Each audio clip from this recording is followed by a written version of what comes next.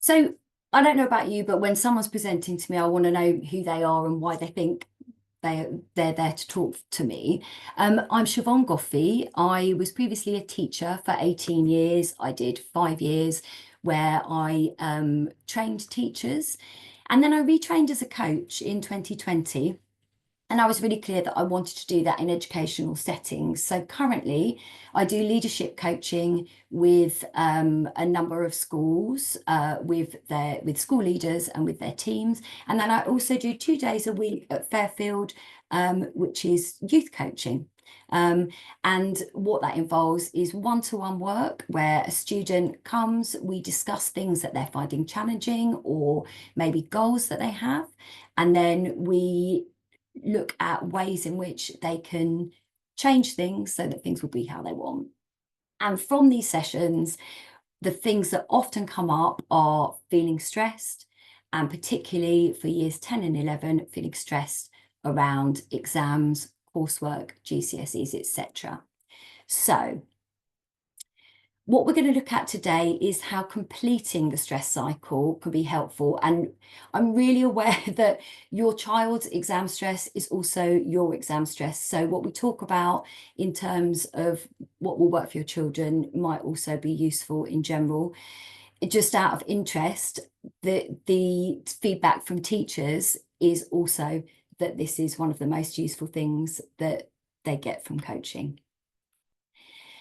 Everything that we talk about today comes from this book, Burnout, The Secret of Unlocking the Stress Cycle. It's by Emily and Amelia Nagoski, and I will put a link to a podcast if you wanted to find out more about it in the notes from this session when they get sent out. So, what are students actually saying when they come to coaching?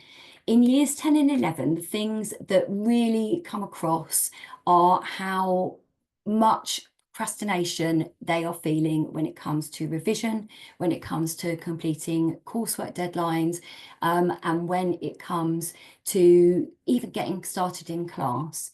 And I think often we see procrastination as something that is about laziness, lack of motivation, etc. But actually, most procrastination is fear-based. It's a feeling of overwhelm, that you've got too much to do, that it's too important. And that can just lead you to shut down completely and not be able to do anything at all. So one stress response, really common reaction, is to start procrastinating.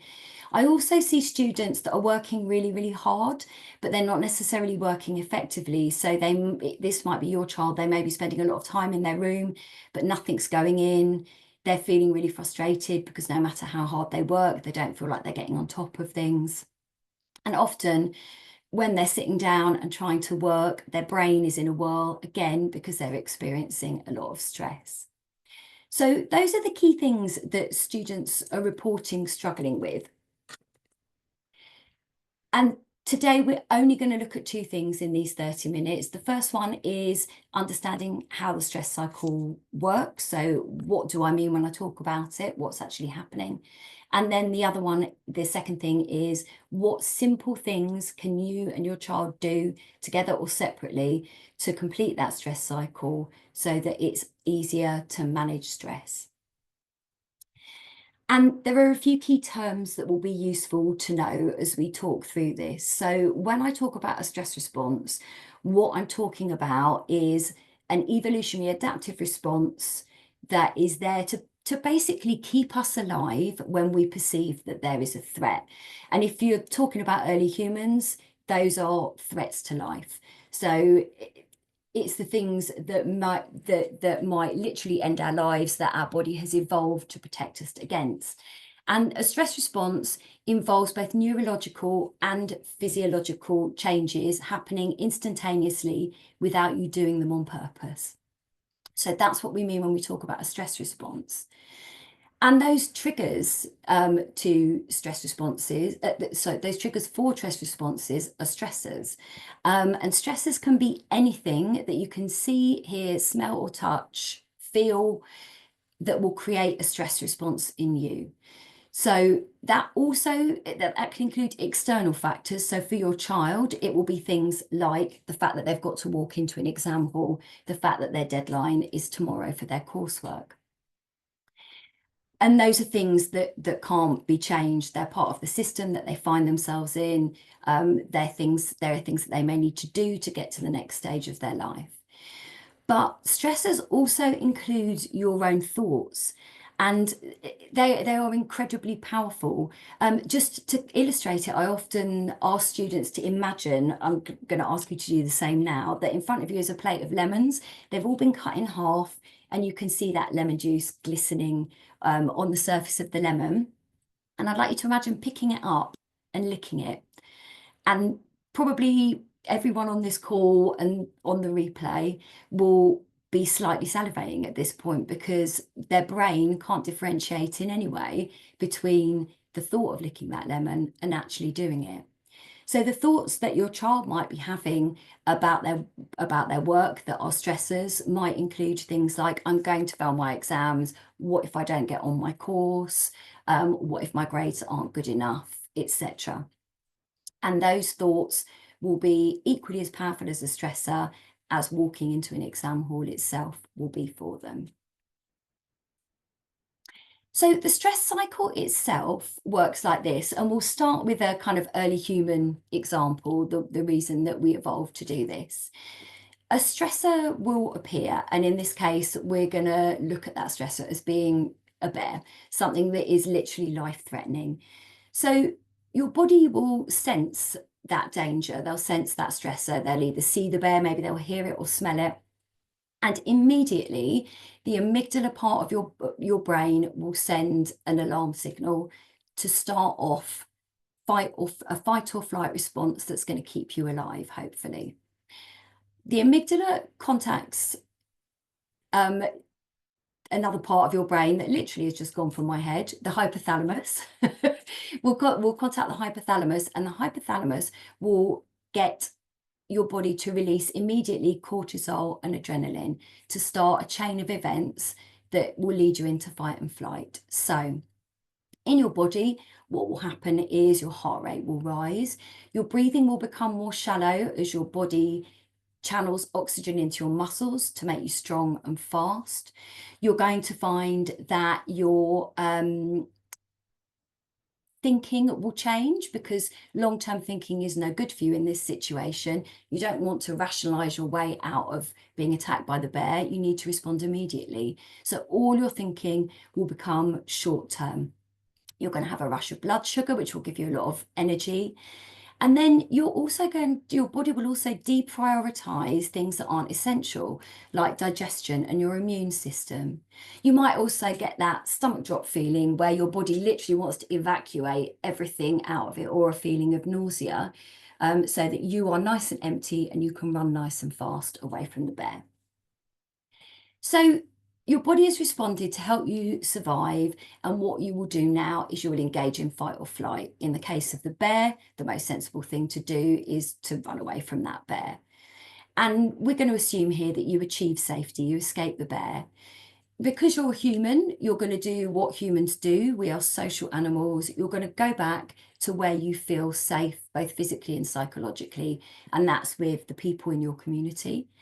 So you'll return to your community. They may have seen you being chased by the bear. They may hug you and say, we're so glad you're alive. Are you okay? You'll start to slowly calm down as you realise that you're safe. You might need a rest. You might need to sleep. You might end up needing some food. But as all of this takes place, your body will get a signal to stand down, and your stress cycle will be completed. No more cortisol, no more adrenaline, and you'll go back to normal. And that is how a stress response should work. It's incredibly useful in a dangerous situation.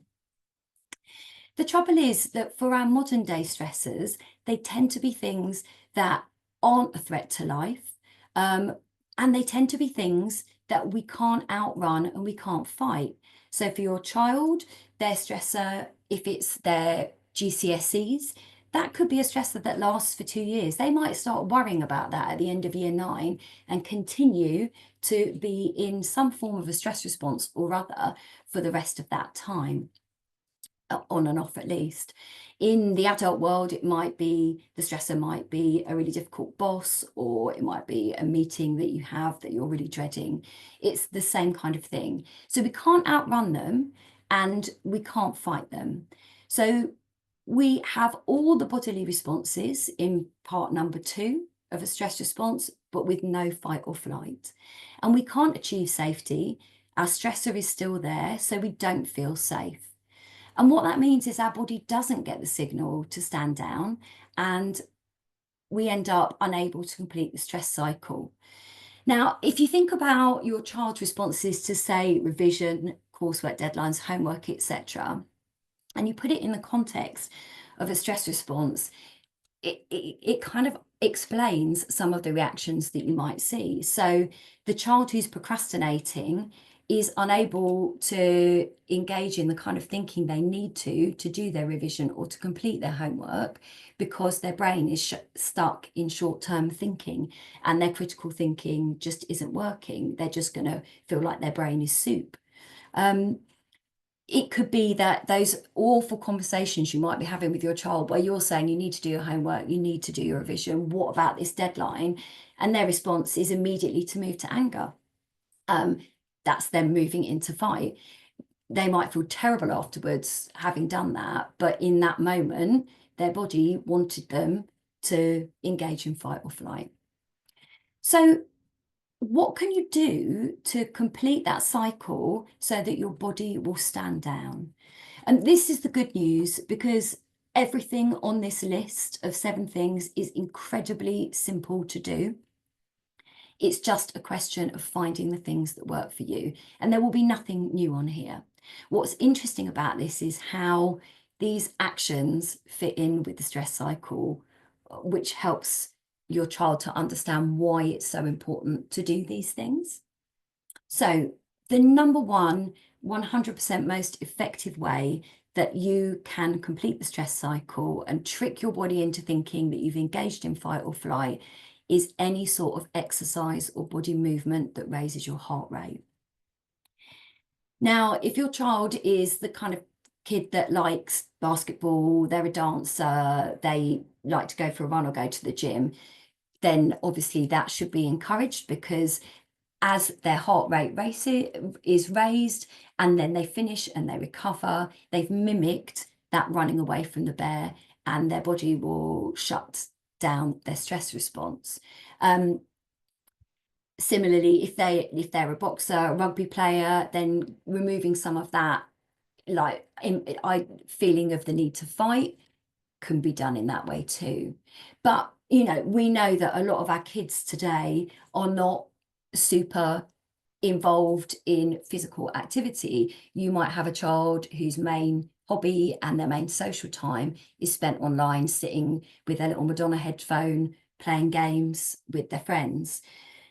So what can you do if that kind of exercise feels like something that you can't get your child to do, or indeed if it's you that you're thinking of that is going to be really hard to fit into your routine?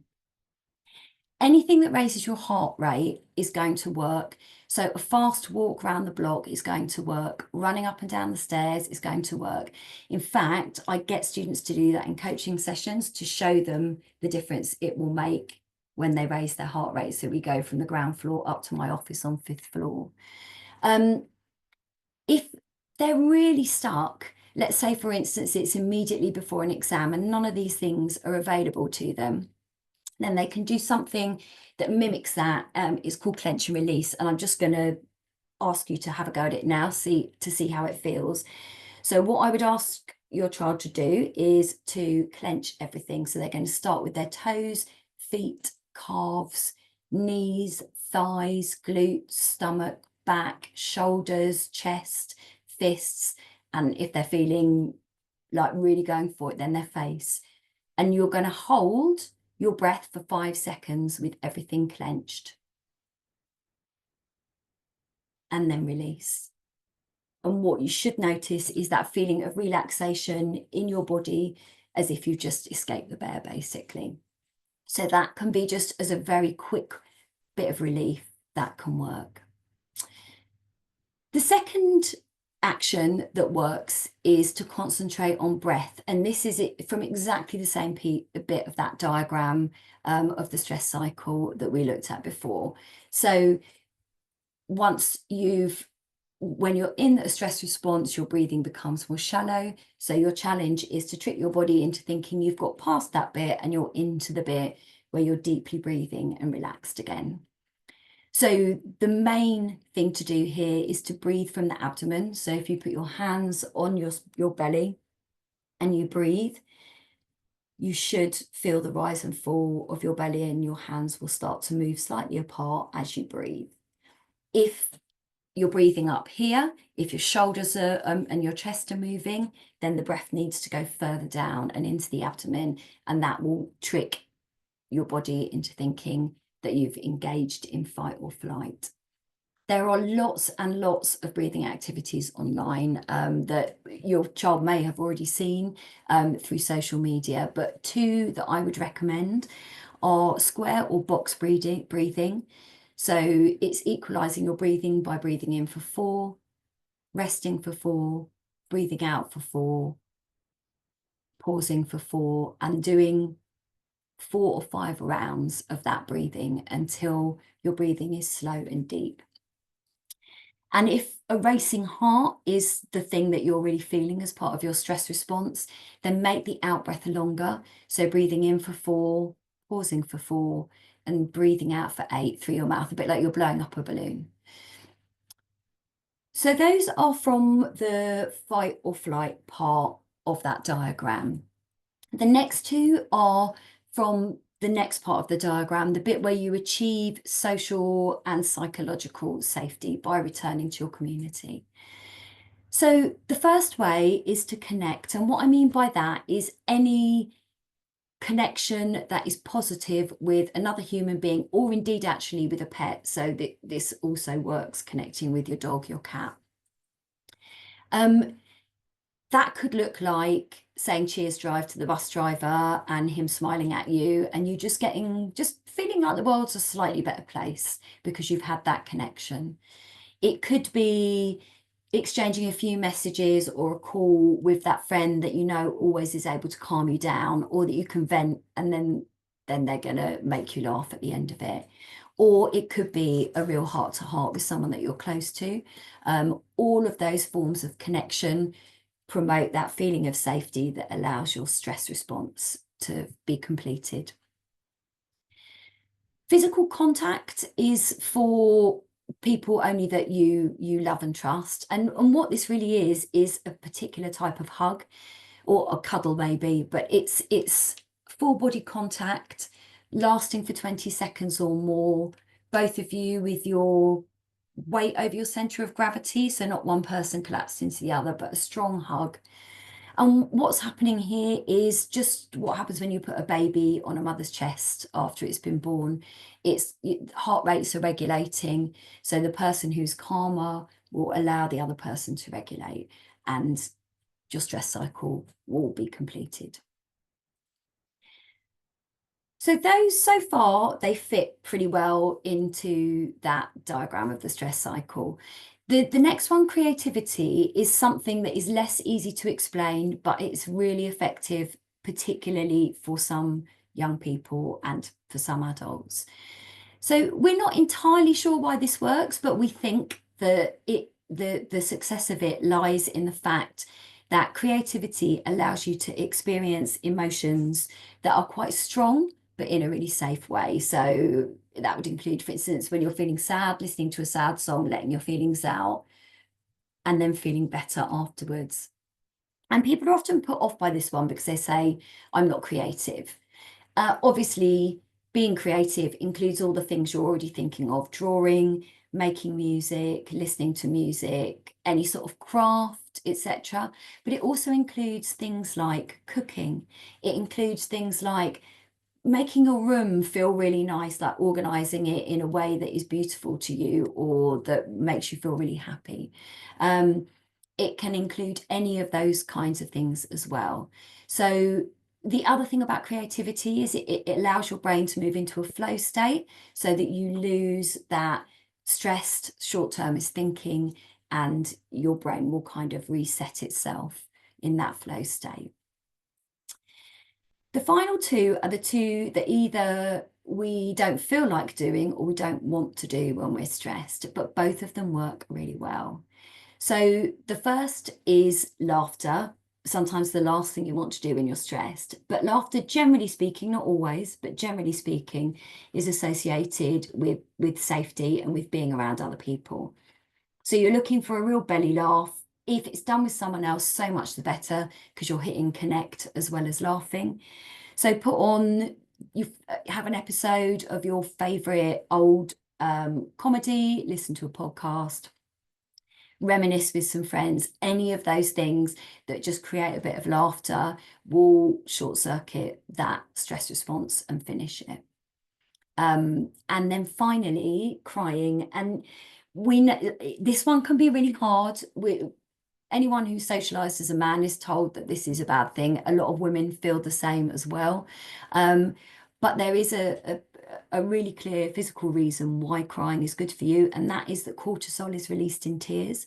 And so one of the very things that is creating the stress response in your body will be released. And that's why we angry cry, because our body is trying to get rid of the cortisol.